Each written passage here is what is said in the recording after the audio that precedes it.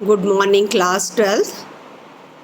इससे पहले की जो आपकी क्लास थी उस क्लास में मैंने भक्तिन का परिचय देते हुए आपको बताया था जब अन्य लोग सहायता से मना कर देते कि इस काम में मैं लेखिका की कोई सहायता नहीं कर सकती। उस समय भक्तिन अपने विभिन्न कार्यों के माध्यम से जो चटाई को या एकांत में बैठ करके एकटक देखना या उनकी स्याही इत्यादि के लिए जो शब्दों का प्रयोग किया गया, जो वाक्यों का, वो आप देख लीजिएगा। इनके कारण लेखिका कहती हैं कि जो अपना अंश उनके द्वारा जो प्रकाशित पुस्तक में या चित्रों में जो अपना उलट पलट करके घुमा फिरा के अपना अंश खोज रही है, यह स्वाभाविक भी है। एक ये विशेषता आपने देखा उसकी।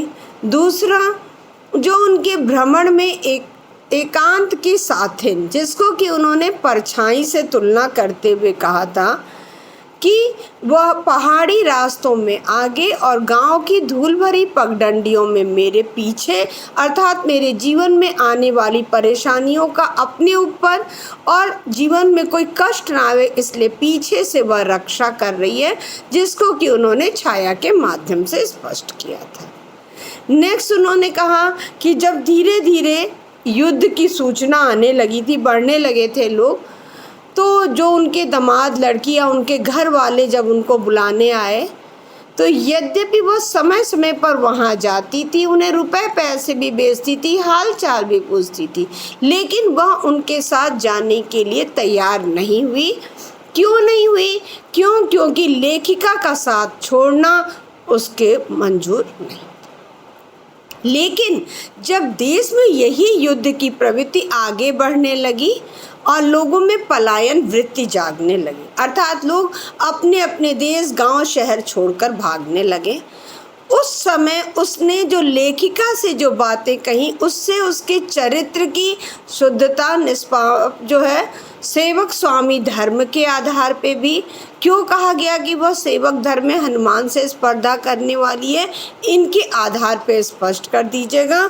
जब उसने विनीत मुद्रा के साथ मुझसे गांव चलने का अनुरोध किया और साथ ही साथ उसने ये बता दिया कि जो लकड़ी रखने के मचान पर हम आपकी धोती बिछा करके आपके कपड़े रख देंगे, दीवालों में कील गाड़ करके लकड़ी का पटरा लगा करके उस पर आपकी किताबें रख देंगे, धान के पुआल का गोदरा बना करके और उस पर अपना कंबल बिछाकर आपको सोने के लिए व्यवस्था कर देंगे, साथ ही साथ आपकी जो कलम, द्वात, स्याही इत्यादि है उसे भी मैं अपने नए घड़े में रख दूँगी, यथाविधि एकत्र कर दूँ।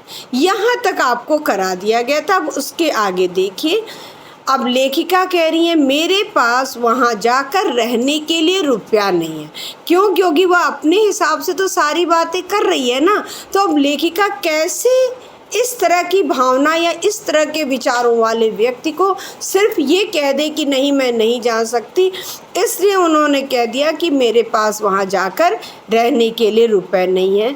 यह मैंने भक्तिन के प्रस्ताव को अवकाश न देने के लिए कहा, अर्थात भक्ति ने जो हमारे सामने प्रस्ताव रखा था उसे अवकाश न देने के लिए लेखिका ने यह बात कही कि मेरे पास वहाँ रहने के लिए रुपए नहीं है। पर उसके परिणाम ने मुझे विस्मित कर दिया, अर्थात जो बात उन्होंने रुपए के आधार पे कि कम से कम इस समय यह बात टल जाए, तो उस समय उसने जो बात कही, परिणाम यानी जो बात कही, उससे मैं आश्चर्यचकित रह गई। भक्तिन ने परम रहस्य का उद्घाटन करने की मुद्रा बनाकर और पोपला मुंह मेरे कान के पास लाकर हौले हौले बताया, हौले हौले अर्थात धीरे धीरे से बताया कि उसके पास 5 बीसी और 5 रुपया गड़ा रखा है। बीसी अर्थात जो ये लोग एक जगह पैसे एकत्र करने के लिए जो हम लोग आरडी इत्यादि बनाते हैं, उसी चीज़ को यह बीसी के माध्यम से एक जगह पैसे एकत्र करती, वो 5 जगह है। और साथ ही साथ उसने 5 रुपए गाड़ करके भी रखा है। 1900 जब 30 इत्यादि में यह लिखा गया है उस समय 5 रुपए का महत्व बहुत अधिक है, जिसके कारण उन्होंने कहा कि वह बता रही, जब इन्होंने कहा पैसे नहीं है तो कहती परेशान मत होइए, मैं 5 बीसी भी चलाती हूँ और 5 रुपए भी मैंने गाड़ के रखे हैं, उसी से वह सब प्रबंध कर देगी। क्योंकि इन्होंने जो अवकाश न देने के लिए बात कही तो उस पर वो कह रही आप परेशान मत होइए, रुपए का भी मैं प्रबंध कर लूँगी। फिर लड़ाई तो कुछ अमरौती खाकर आई नहीं है। अमरौती का तात्पर्य कि एकदम ताजिंदगी थोड़े रहेगी, अर्थात वो अमरौती बहुत लंबे समय तक रहने के लिए नहीं आई है। जब सब ठीक हो जाएगा तब यहीं लौट आएंगे। भक्तिन की कंजूसी के प्राण पूंजीभूत होते होते पर्वताकार बन चुके थे, परंतु इस उदारता के डायनामाइट ने क्षण भर में उन्हें उड़ा दिया। ये आपको क्वेश्चन आंसर के लिए जाता है कि भक्तिन की जो कंजूसी थी के प्राण क्या थे, जो उसने धन 5 जगह बीसी, यदि मान लीजिए 1-1 रुपए भी डाल रही है तो 5 रुपए डाल रही है, तो वह 5 बीसी और जो 5 रुपए फिर भी बचा के रखी है, अपने बच्चों को भी पहुंचाती है। इसके लिए उन्होंने कहा कि प्राण पूंजीभूत होते होते पर्वताकार बन चुके थे, अर्थात एक विशाल पैसे का यानी बहुत अधिक पैसे का रूप ले चुके थे, परंतु इस उदारता के डायनामाइट ने, अर्थात जो उसने इस समय बोला कि आप परेशान मत होइए, मेरे पास रुपए हैं, मैं वो भी प्रबंध कर दूंगा, इसीलिए कहा गया कि इस उदारता के डायनामाइट ने क्षण भर में उन्हें उड़ा दिया, अर्थात समाप्त किया। इतने थोड़े रुपयों का कोई महत्व नहीं, परंतु रुपयों के प्रति भक्तिन का अनुराग इतना प्रख्यात हो चुका है कि मेरे लिए उसका परित्याग मेरे महत्व की सीमा तक पहुंचा देता है।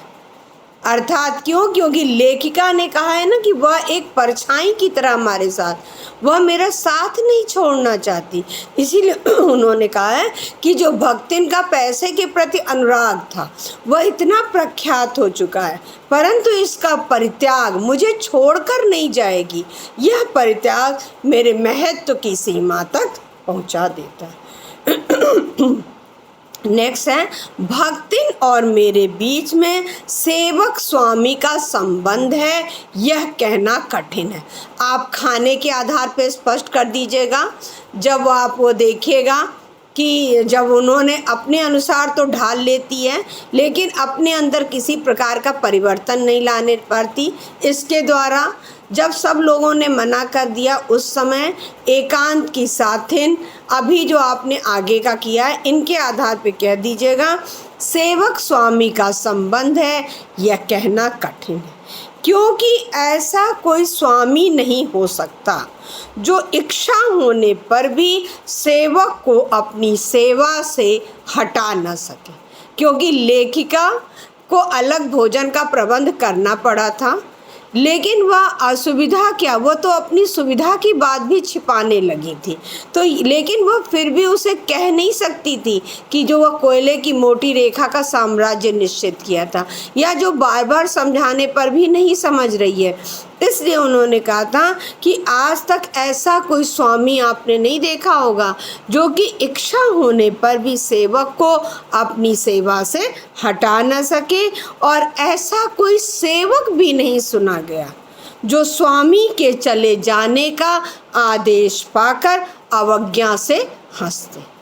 अवज्ञा अर्थात अपमान, यहाँ पर अपमान मत समझिएगा, बल्कि यहाँ पर अवज्ञा का तात्पर्य है हाँ, अर्थात वो कह रही हैं लेकिन उसे उनका कहने का, उनकी बात का कोई महत्व नहीं है, इसलिए कहा गया कि अवज्ञा से हंस दे। भक्तिन को नौकर कहना उतना ही असंगत है जितना अपने घर में बारी बारी से आने जाने वाले अंधेरे उजाले और आंगन में फूलने वाले गुलाब और आम को सेवक मानना। अर्थात अंधेरे और उजाले, अर्थात आंगन के जिस कोने में प्रकाश की किरणें पड़ रही हैं और जिस कोने में नहीं पड़ रही हैं, उन्हें व्यक्ति चाहे कितनी भी बार चाहे वह रोक नहीं सकता है, चाहे कितना भी उसे रोकने का प्रयास क्यों न करे, लेकिन वह उजाले की किरणें अपने आप उस स्थान पर आ जाएंगी। ठीक उसी प्रकार से भक्तिन को उन्होंने क्या चीज़, दो चीज़ से मानिएगा।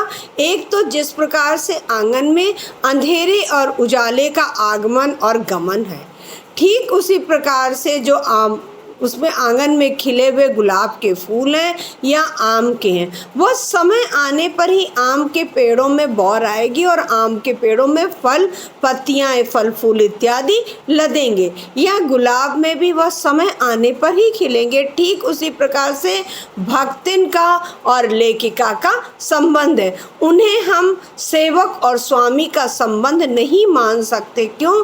क्योंकि ऐसा कोई सेवक नहीं होगा जो स्वामी के द्वारा कि चले जाने पर, कहने पर अवज्ञा से हंस दे, और ऐसा कोई स्वामी भी नहीं होगा जो सेवक को किसी काम को कहने के लिए मना करे लेकिन फिर भी वह ना माने। तो इन दो के आधार पर आप सेवक और स्वामी का संबंध स्पष्ट करिएगा। एक तो आंगन में आने वाले अंधेरे और उजाले के आधार पर, और दूसरी तरफ से उन्होंने कहा है कि जो फूलने वाले गुलाब और आम को सेवक मानना। वे जिस प्रकार एक अस्तित्व रखते हैं जिसे सार्थकता देने के लिए ही हमें सुख दुख देते हैं, उसी प्रकार भक्तिन का स्वतंत्र व्यक्तित्व अपने विकास के परिचय के लिए ही मेरे जीवन को घेरे हुए। अर्थात इसे फिर से देख लीजिएगा। वे जिस प्रकार एक अस्तित्व रखते हैं, अर्थात अंधेरे और उजाले का अपना अस्तित्व है, गुलाब के फूलों का अपना अस्तित्व है या आम के फलों का अपना अस्तित्व है, उसे लेखिका जिस प्रकार अपने अनुसार रोक नहीं सकती, बल्कि समयानुसार ही वह आते और जाते हैं, अपना एक अस्तित्व को बनाए रखते हैं। ठीक उसी प्रकार से एक अस्तित्व को भक्तिन ने बनाया हुआ है। उसे लेखिका चाहे कह दे कि तुम चले जाओ, लेकिन फिर भी वह अवज्ञा से हंस देगी, अर्थात उसके ऊपर कोई भी इस चीज़ का प्रभाव नहीं पड़ेगा। नेक्स्ट है, जिसे सार्थकता देने के लिए ही हमें दुख सुख, अर्थात फूलों का खिलना है, फूलों का मुरझाना, उनके आधार पर उन्होंने सुख दुख देते हैं। उसी प्रकार भक्तिन का स्वतंत्र व्यक्तित्व, क्योंकि भक्तिन को आपने देखा था कि वह किसी भी चीज़ को, अपने मन को तो परिवर्तित नहीं कर रही है, अपने मन में किसी के विचारों को नहीं डाल रही है, लेकिन दूसरों को अपने अनुसार ढाल ले रही है। इसलिए उसके व्यक्तित्व को क्या कहा गया है? स्वतंत्र व्यक्तित्व कहा गया। अपने विकास के परिचय के लिए ही मेरे जीवन को घेरे हुए, अर्थात मेरे जीवन के चारों तरफ जो परछाई बन करके है, उस परछाई के लिए इन्होंने यह प्रयोग किया है। अब नेक्स्ट देखिएगा, परिवार और परिस्थितियों के कारण। परिवार में विमाता ने जिस तरह का किया, जब वह विवाह करके आई, ससुराल के लोगों ने लड़की के जन्म के कारण जिस प्रकार उसके अंदर भेदभाव किया, पति की मृत्यु हो गई, उसके बाद उनके घर वालों ने, बड़े जेठ इत्यादि ने जो कुछ किया, फिर उसके बाद जो दामाद की मृत्यु हो गई तो जो दूसरे दामाद ने किया। इसीलिए कहा गया कि परिवार और परिस्थितियों, तो आप इनके आधार पे दिया आएगा तो परिवार और परिस्थिति, तो परिवार में जिस जिस तरह की घटनाएं हुई या परिस्थितियां जिस जिस प्रकार की आई, तो उनके कारण कहा गया कि परिवार और परिस्थितियों के कारण स्वभाव में जो विषमताएं उत्पन्न हो गई हैं, उनके भीतर से एक स्नेह और सहानुभूति की आभा भी फूटती रहती है। अर्थात यद्यपि उनके स्वभाव में विषमता आ चुकी है, वो क्यों आ गई है?